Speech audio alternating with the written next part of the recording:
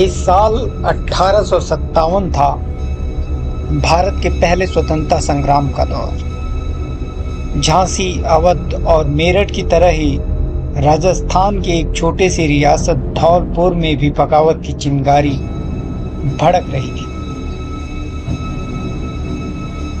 चारों तरफ स्वतंत्रता की आग लगी पड़ी थी। इन सब के बीच इसका नेतृत्व राजा वीर सिंह चौहान कर रहे थे।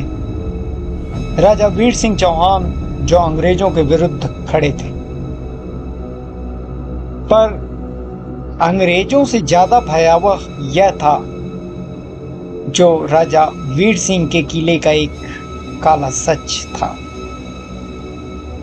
उनके किले में छिपा एक राज जिसे कई वर्षों से केवल काली हवेली कहा जाता था।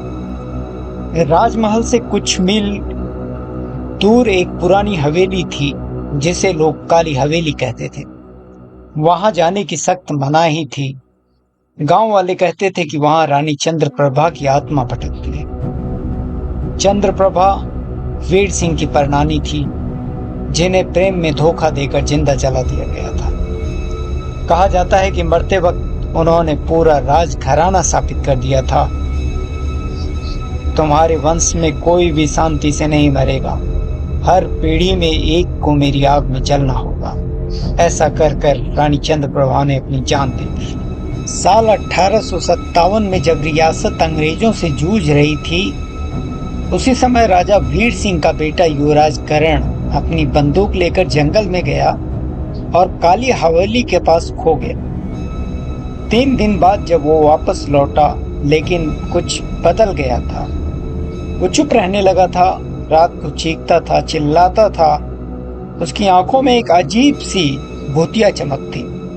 एक रात हवेली की तरफ दौड़ता हुआ वह गया और जलती मसाल से खुद को आग लगा दी। मरते मरते उसने बोला, मैंने उसे देखा है, उसकी आंखें जलती थीं, वो अब वापस आ चुकी है और किसी को नहीं छोड़ेगी। ऐसा कहकर वह मर गया।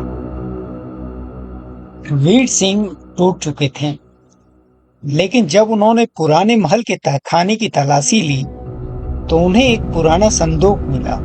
ये क्या? इस संदूक में रानी चंद्रप्रभा की चिट्ठियां थी।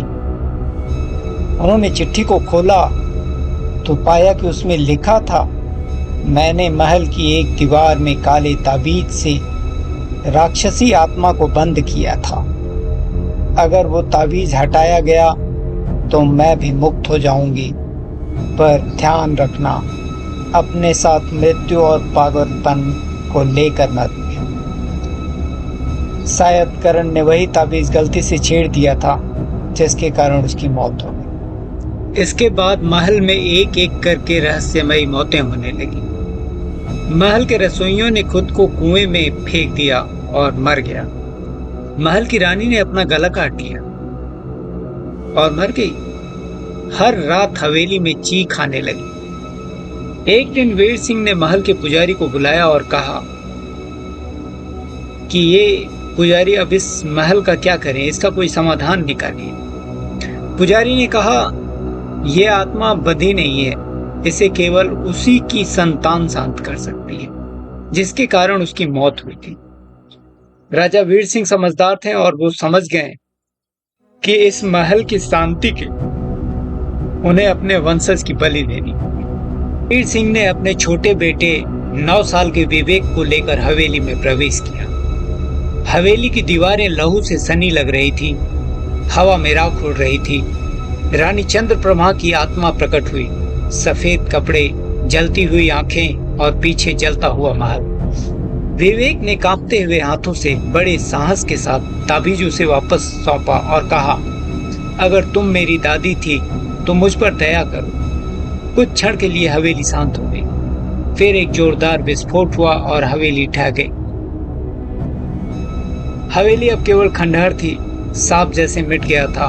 वर्षों तक धौलपुर में शांति से रहा, पर 100 साल बाद 1957 में एक इतिहासकार ने वही खंडहर खोदा और एक जली हुई औरत की तस्वीर और वही ताबीज वापस खोज निकाला। और तब से हर 100 साल में काली हवेली की आत्मा फिर से जागती है क्योंकि सांप पूरी तरह कभी खत्म नहीं होता, सिर्फ सोता है।